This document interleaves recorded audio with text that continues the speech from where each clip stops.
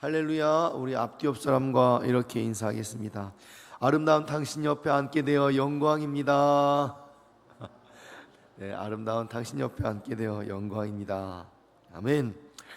오늘은 열왕기상 1장 32절에서 40절 말씀을 통해 즉위식의 주인공이라는 제목으로 하나님 말씀을 전하겠습니다. 우리는 특별한 순간을 기념할 때마다 의식을 치릅니다. 결혼식, 입학식, 졸업식, 심지어는 작은 모임의 창립식에도 일정한 절차들이 있습니다. 이 의식은 단순히 형식을 지키는 자리가 아니라 그 공동체가 무엇을 중요하게 생각하는지를 드러내는 자리입니다. 오늘 본문에 나오는 솔로몬의 즉위식도 그러했습니다. 단순히 한 사람을 왕으로 세우는 어떤 정치적인 절차를 떠나서 이스라엘 공동체가 누구를 주인으로 삼고 어떤 기준 위에 나라를 세울 것인지를 드러내는 자리였다는 겁니다. 이 시간 솔로몬의 즉위식에 담긴 이 의미를 좀 함께 살펴보면서 하나님께서 주시는 은혜를 나누기를 원합니다. 우리 본문 33절, 34절 먼저 같이 읽겠습니다.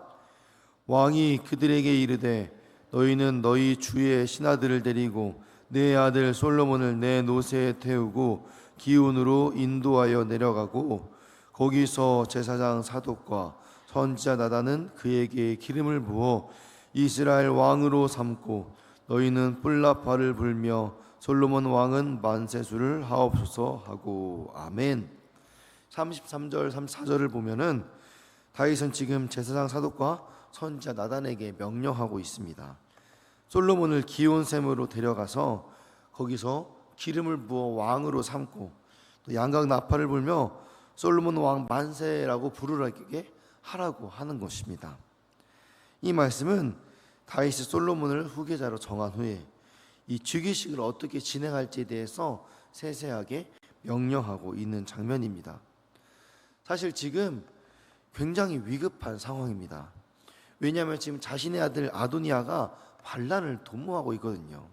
그래서 먼저 군사적인 행동을 취할 수도 있는 것인데 다윗은 하나님을 의지하면서 감정이나 상황을 의지하지 않았습니다.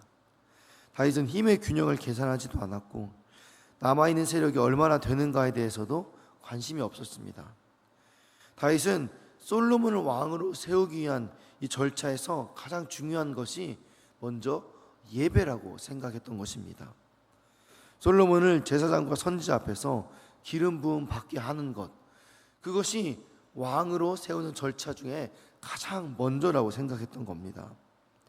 이 모습은 아도니아가 왕이 되기 위해 했던 행동들과 너무나도 명확하게 비교가 됩니다. 아도니아는 힘으로 왕위를 얻으려고 했습니다. 그래서 수단과 방법을 가리지 않았죠. 그러나 솔로몬은 그의 출발점이 예배였습니다.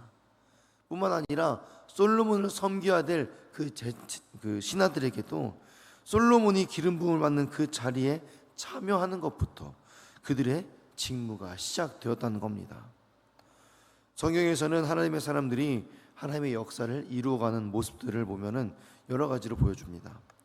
모세는 억압하는 이스라엘 백성들을 애굽의 압제로부터 구원했습니다.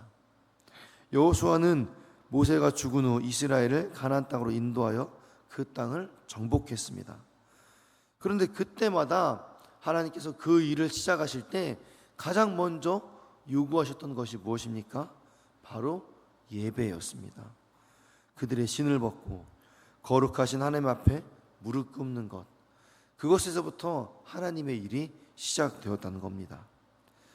출애굽한 이스라엘 백성들은 빨리 가나안 땅에 들어가고 싶었습니다.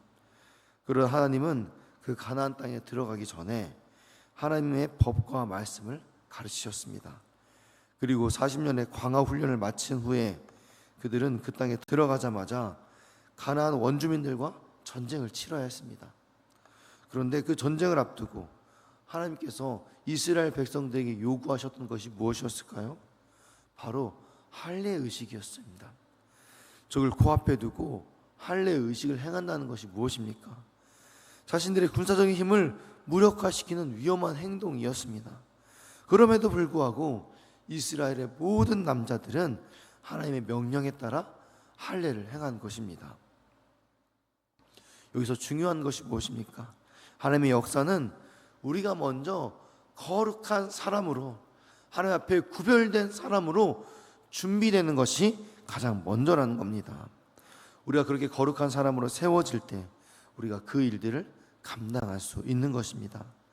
우리가 하나님의 사람으로 구별될 때 하나님은 그제서야 비로소 하나님 자신의 일을 그렇게 구별된 사람을 통해서 일하기 시작하는 겁니다. 세상 사람들은 그가 누구인가, 어떤 사람인가를 보기보다 그가 무엇을 했느냐, 얼마나 가졌느냐, 그것을 먼저 보게 됩니다. 그러나 하나님은 그가 무슨 일을 얼마나 효율적으로 일을 잘하는가, 무슨 업적을 그동안 이루었는가, 그것을 보는 것이 아니라 내가 지금 하나님 앞에 어떤 사람인가, 어떤 자세로 내가 그 일들을 감당할 준비가 되었는가, 그것에 더 큰 관심을 가지고 계신다는 것이죠.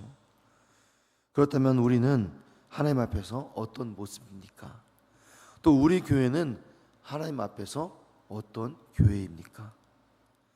하나님은 우리가 무슨 일을 이루는 것보다 먼저 우리가 그분 앞에 거룩한 사람으로 세워지기를 원하십니다. 하나님 앞에 우리를 거룩하게 세우는 것이 바로 사역의, 사명의 시작인 것이죠. 그렇게 하나님 앞에 온전하게 세워질 때 우리를 통해 하나님께서 크고 놀라운 일을 행하실 줄 믿습니다. 우리 36절, 37절 같이 읽겠습니다. 여호야다의 아들 브나야가 왕께 대답하여 이르되 아멘, 내 주 왕의 하나님 여호와께서도 이렇게 말씀하시기를 원하오며 또 여호와께서 내 주 왕과 함께 계심 같이 솔로몬과 함께 계셔서 그의 왕위를 내 주 왕 다윗 더 크게 하시기를 원하나이다 하니라. 아멘. 다윗이 솔로몬을 왕으로 인정하며 그의 신하들에게 솔로몬을 따르라고 명령했습니다. 그러자 브나야가 다윗 왕에게 오늘 본문처럼 이렇게 선포하는 겁니다. 아멘. 네, 맞습니다. 다윗 왕의 하나님께서도 그렇게 말씀하셨습니다.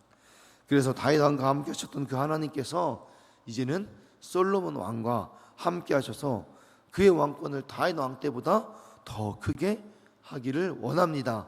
그렇게 될 것입니다. 라고 이렇게 브나야가 선포하는 겁니다.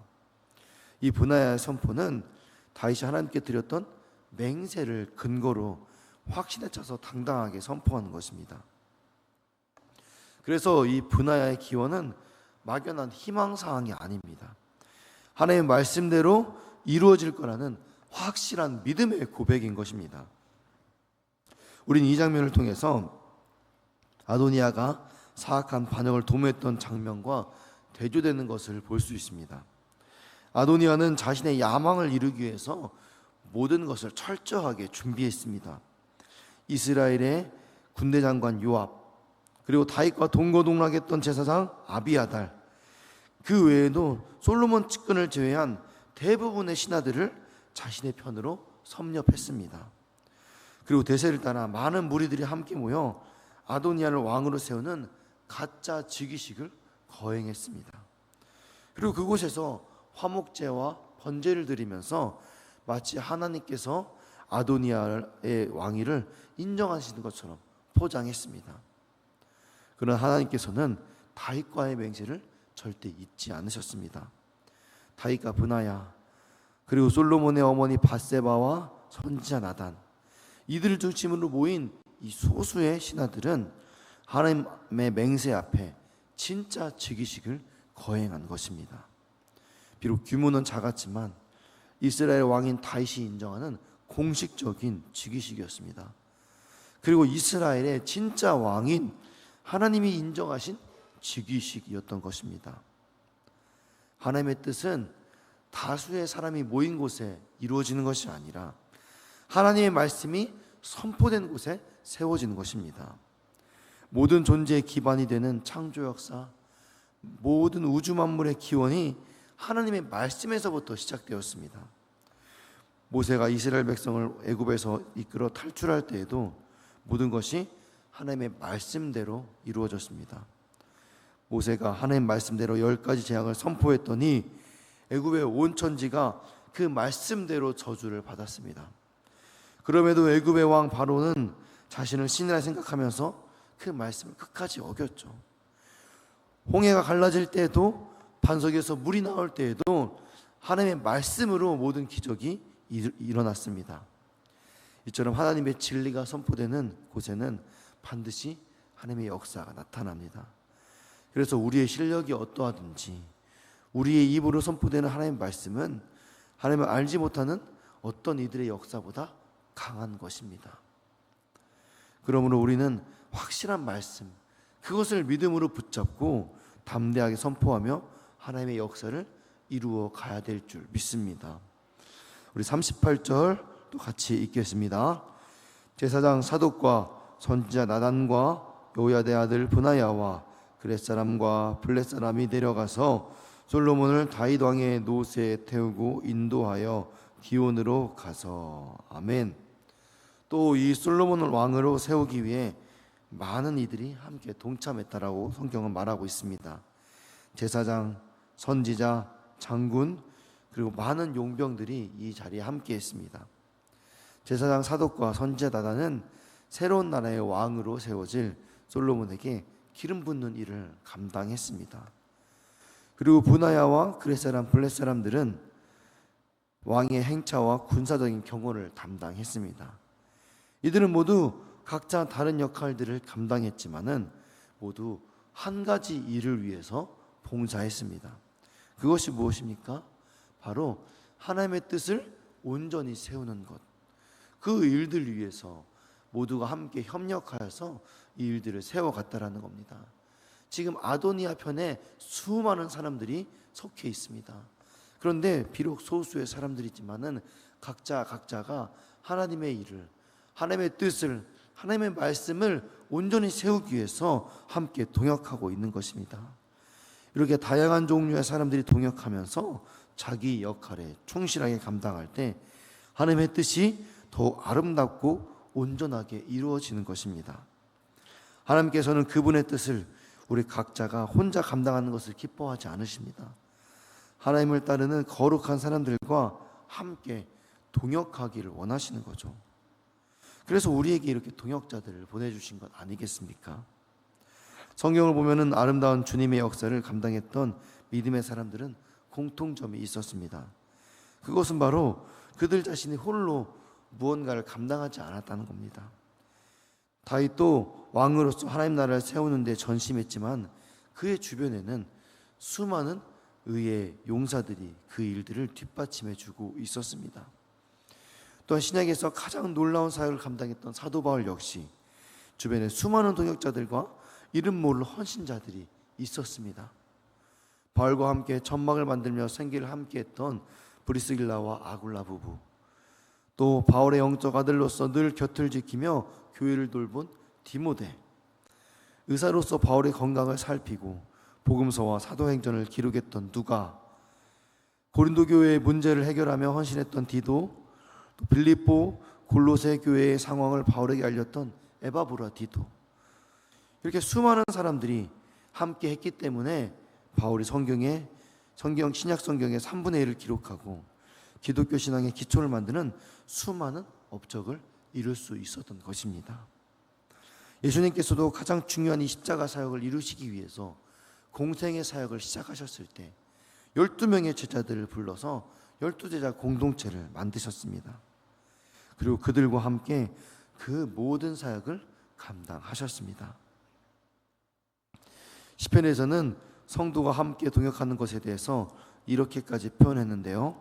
우리 시편 133편 1절에서 3절 말씀 같이 읽겠습니다. 보라, 형제가 연합하여 동거함이 어찌 그리 선하고 아름다운고, 머리에 있는 보배로운 기름이 수염 곧 아론의 수염에 흘러서 그의 옷깃까지 내림 같고, 헐몬의 이슬이 시온의 산들이 내림 같도다. 거기서 여호와께서 복을 명령하셨나니 곧 영생이로다. 아멘. 지금 이 표현은 제사장 임직식의 한 장면을 비유로 설명한 것입니다. 그만큼 성도들이 서로 연합하는 것이 제사장이 세워지는 것만큼 아름답고 거룩한 사건이라고 성경은 말하고 있는 겁니다. 또 이스라엘의 생명의 원천인 물을 공급해주는 이 헐몬의 이슬에 비유하고 있습니다.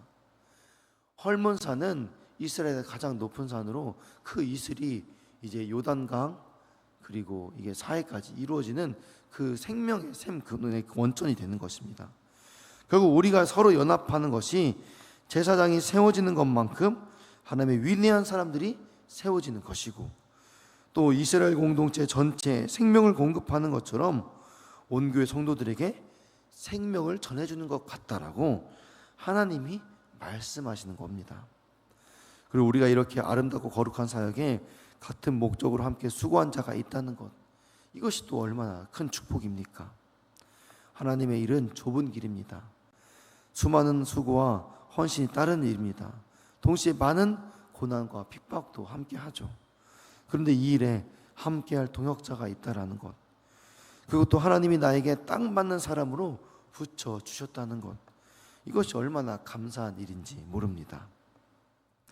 우린 지금까지 즉위식의 현장에서 거룩함이 시작되었고 말씀이 확증되었으며 동역을 통해 온전함이 세워지는 모습을 함께 살펴보았습니다.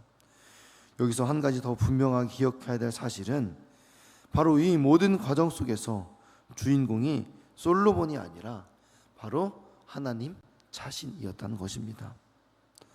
솔로몬은 기름을 부은 자리에 있었지만 그 기름을 부은 분은 하나님이셨습니다.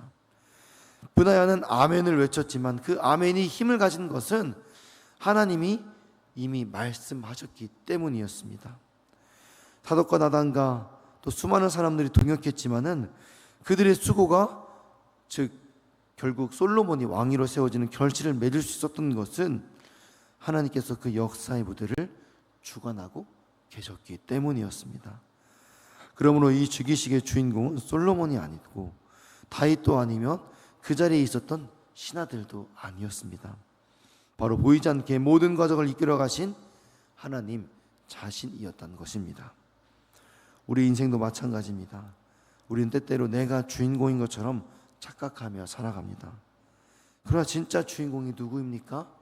바로 우리 하나님이신 줄 믿습니다. 우린 단지 그분이 하시는 그 역사 속의 통역자로서 함께 참여하는 은혜를 누리는 것이죠. 그러니 우리의 사역도, 교회의 사역도 내가 무엇을 이루었다가 아니라 하나님이 무엇을 이루셨는가, 그것에 초점을 맞춰야 될 줄 믿습니다. 오늘도 나의 삶의 진정한 주인공으로 자정하셔서 하나님의 뜻이 내 삶에 이루어지는 놀라운 은혜를 경험하는 그렇게 거룩한 모든 성도님들 되시기를 주님의 이름으로 축원합니다. 아멘. 지금 함께 기도하실 때 나의 사역과 삶의 자리에서 내가 주인공이 되려는 마음을 내려놓고 하나님이 주인공 되시도록 겸손히 순종하게 하여 주옵소서. 우리 교회가 사람의 이름이 드러나는 공동체가 아니라 하나님이 주인공 되시는 거룩한 교회가 되게 하여 주옵소서. 9월까지 담임 목사님의 안식월 기간 동안 회복과 재충전의 시간이 될 수 있도록 가정과 사역 건강을 지켜주시옵소서. 9월부터 시작되는 JDTS, 알파코스, 실버스쿨 등 하반기 교회 사역 가운데 하나님께서 함께하여 주시옵소서. 둔촌도 성전부지 그린벨트를 하나님의 때 하나님의 방법으로 열어 주옵소서. 올림픽파크 보련 아파트 12,032세대 4만 명의 영혼을 구원하는 일에 우리 교회를 사용하여 주옵소서. 몸과 마음으로 고통받는 성도님들을 치유하여 주시고 돌보는 가족들을 위로하여 주옵소서. 우리 각자의 기도 제목 위하여서 사랑하는 주님의 이름 3번 부르고 같이 기도하시겠습니다. 주여